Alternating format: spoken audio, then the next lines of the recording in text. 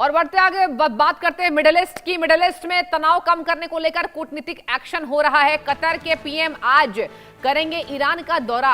America के साथ तनाव कम करने को लेकर चर्चा होगी। ईरानी अधिकारियों के साथ अहम बैठकें करेंगे कतर के पीएम। ईरान कतर के बीच में क्षेत्रीय मुद्दों पर भी बातचीत संभव होना है। तेहरान दौरे पर शेख मोहम्मद की बातचीत पर टिकी है सभी की नजरें।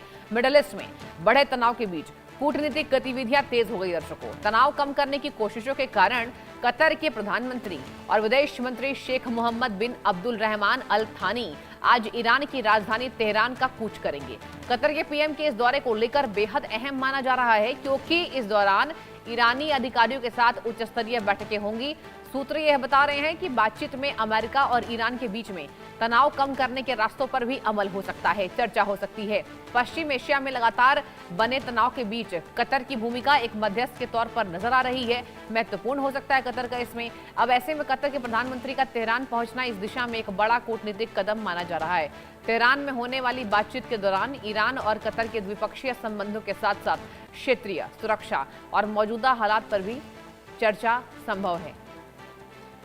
मेरी संवाददाता प्रगति इस खास खबर पे मेरे साथ जुड़ चुकी हैं। प्रगति, देखिए, यही वो कतर है जहां कहा जा रहा है कि मध्यस्थता की पहले बात हो रही थी और कतर की भूमिका सामने आई थी, लेकिन अब फुल फ्लेज्ड हम कह सकते हैं कि कतर की भूमिका आ सकती है अगर तेहरान जा रहे हैं कतर के प्रधानमंत्री। क्या खबर आप लेकर आई हैं?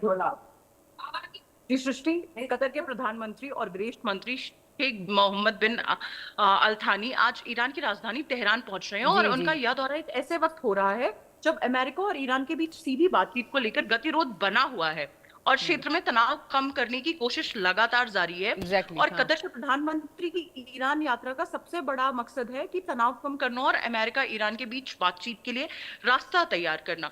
ईरान के विदेश मंत्रालय ने भी इसकी पुष्टि की है कि शेख मोहम्मद तेहरान में वरिष्ठ ईरानी अधिकारियों से मुलाकात करेंगे और कतर की मीडिएशन एफर्ट्स को आगे बढ़ाने के साथ साथ क्षेत्रीय हालात पर चर्चा करेंगे जी। और अब सवाल जो बेसिक उठ रहा है वो ये है कि कतर ही क्यों? अगर आप कतर की स्थिति इस पूरे समीकरण में देखेंगे तो बेहद अहम है, क्योंकि एक तरफ कतर ईरान का पड़ोसी है, वहीं दूसरी तरफ अमेरिका का करीबी सहयोगी भी रहा है। और इसी वजह से दोनों पक्षों के बीच संदेश पहुंचाने के लिए दोहा के पास एक अनोखा एक वेरी यूनिक डिप्लोमेटिक चैनल है ये, जिनके बीच सीधी भरोसा बेहद कमजोर हो चुका है। और कतर पहले भी अमेरिका और ईरान के बीच बैक चैनल डिप्लोमेसी की में भूमिका निभा चुका है और जून में दोनों पक्षों के बीच हुए सीज फायर को संभव बनाने में कतर ने भूमिका भी निभाई थी। अब कतर उस डिप्लोमेटिक प्रोसेस को दोबारा पटरी पर लाने की कोशिश कर रहा है।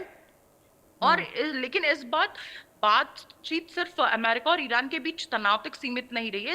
इसमें सबसे बड़ा मुद्दा जो है वो हो गया है कि स्ट्रेट ऑफ हॉर्मोज का।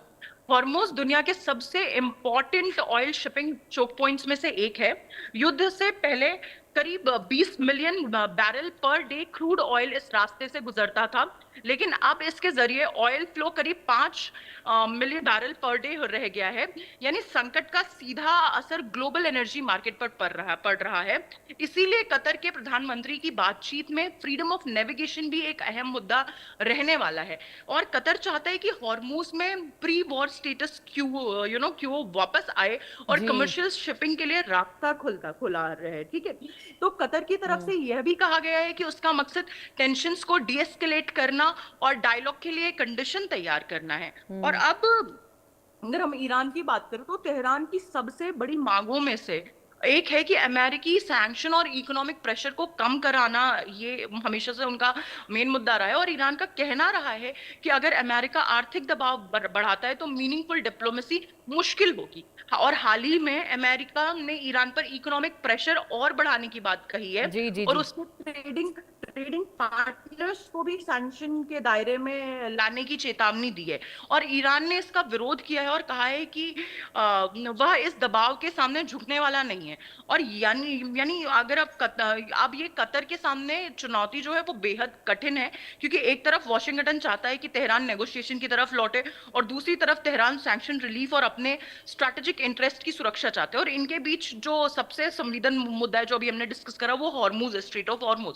और ईरान और ओमान के बीच भी स्ट्रेट ऑफ हॉर्मुज को लेकर बातचीत चल रही है। अभी ईरान के रिवॉल्यूशनरी गार्ड्स की तरफ से ये दावा किया गया है कि दोनों देशों के बीच वाटरवेज और रेवेन्यूज को लेकर एक्सेप्टेबल जी अंडरस्टैंडिंग बन गई है। लेकिन बाद में एक वरिष्ठ ईरानी अधिकारी ने कहा कि एग्रीमेंट अभी फाइनल नहीं हुआ और डिटेल्स पर बातचीत अभी भी जारी है। यानी यहाँ भी स्थिति पूरी तरीके से क्लियर नहीं है। इसी वजह से कतर की मीडिएशन और भी ज्यादा इंपॉर्टेंट हो जाती है। लेकिन समझना ये भी जरूरी है कि शेख मोहम्मद का तेहरान दौरा किसी फाइनल पीस अग्रीमेंट का संकेत तो नहीं है, क्योंकि यह फिलहाल डिप्लोमेटिक ब्रिज बिल्डिंग की कोशिश है और कतर कोशिश कर रहा है कि कम से कम दोनों पक्षों के बीच कम्युनिकेशन चैनल खुला रहे, मिसअंडरस्टैंडिंग कम हो जाए और डायरेक्ट या इनडायरेक्ट टॉक्स के लिए ग्राउंड तैयार किए जा सके। और इसका असर सिर्फ मिडिल ईस्ट तक सीमित नहीं रहेगा। अगर हॉर्मुज में शिपिंग डिस्ट्रप्शन जारी रहता है तो इसका असर क्रूड ऑयल प्राइसेस और LNG supplies, shipping insurance, freight का जो कॉस्ट होता है और ग्लोबल सप्लाई चेन तक पहुंचा है और भी ज्यादा बढ़ जाएगा। और खासतौर पर कतर के लिए भी यह क्राइसिस बहुत ज्यादा इंपॉर्टेंट हो जाता है, क्योंकि उसकी एलएनजी एक्सपोर्ट हॉर्मुज रूट पर हेवीली डिपेंडेंट रही है और लंबे समय से जारी डिसरप्शन ने कतर के एनर्जी एक्सपोर्ट को भी बहुत बड़ा झटका दिया है। इसीलिए दोहा की डिप्लोमेसी के पीछे ह्यूमैनिटेरियन और सिक्योरिटी कंसर्न के साथ साथ उनका खुद का एक इकोनॉमिक इंटरेस्ट भी है। ठीक है, बहुत शुक्रिया प्रगति, बहुत अच्छी आपने जानकारी दी। देखने वाली बात होगी कि क्या कतर वाकई मध्यस्थता ईरान अमेरिका के बीच में निभाता है। वक्त दर्शकों एक ब्रेक का, आप देखते रहिए।